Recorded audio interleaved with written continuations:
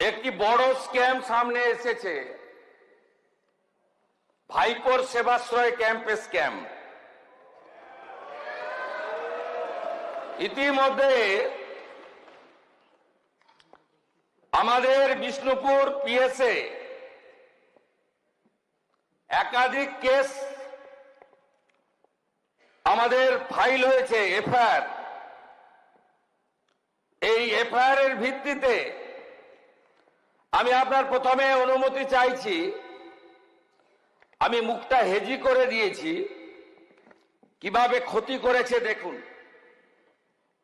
এই ছবিগুলো দেখুন, এই চিটিংবাজটা দেখুন, বাচ্চাটার হাত গেছে, দেখুন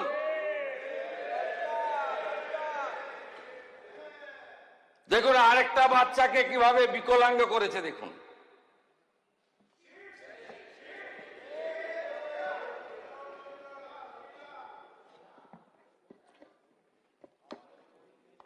এই দিদির পাটা গেছে দেখুন।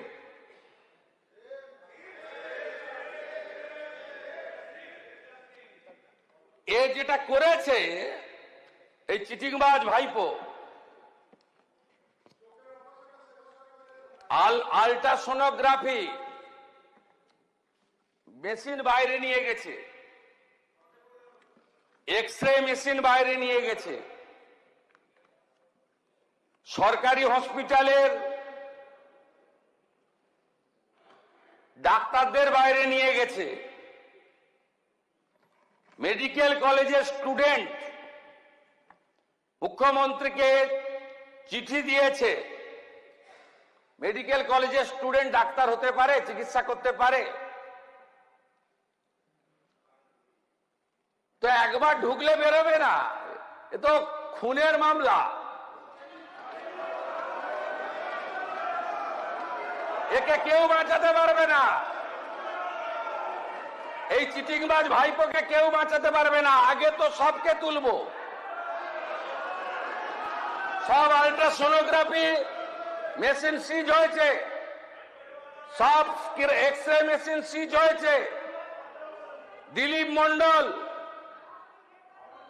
তার গোডাউন থেকে এই সকল সেবাশ্রয় 25-এ ওষুধ সিজ হয়েছে, যেটা 21 সালের ওষুধ, এক্সপায়ারি ওষুধ দিয়েছে পেশেন্টদেরকে। গতকাল আমি একটি চিঠি পেয়েছি, অধ্যক্ষ মহোদয়, মাননীয় মুখ্যমন্ত্রী পশ্চিমবঙ্গ সরকার মহাশয়, বিনীত নিবেদন এই যে আমি ডাক্তার রাজীব বিশ্বাস, diamond Harbour medical college radiology বিভাগে আরম্ভ চিকিৎসক হিসেবে নিযুক্ত ছিলাম। একজন জুনিয়র চিকিৎসক হিসেবে অভয়া আন্দোলনের সঙ্গে যুক্ত ছিলাম। অভয়া পরবর্তী সময় স্থানীয় নেতাদের প্রচ্ছন্ন মদতে কলেজের প্রিন্সিপাল স্যার এবং কিছু ছাত্রদের ঝামেলার ফলে আন্দোলনে থাকার জন্য হেনস্থার ভয় দিন কাটতে থাকে। আমতলা অডিটোরিয়ামে সেবাশ্রয় নিয়ে জানতে পারি, সেই ক্যাম্পে ডিউটি করতে বলা হয়। একজন জুনিয়র চিকিৎসক হিসেবে নিজের সুরক্ষার কথা ভেবে আমি ডিউটি করি। পরবর্তীতে এসডিওর মাঠে মডেল ক্যাম্প ইউএসজি বিভাগ ডিউটি করার জন্য শামীম আহমেদ আমায় ডেকে পাঠান।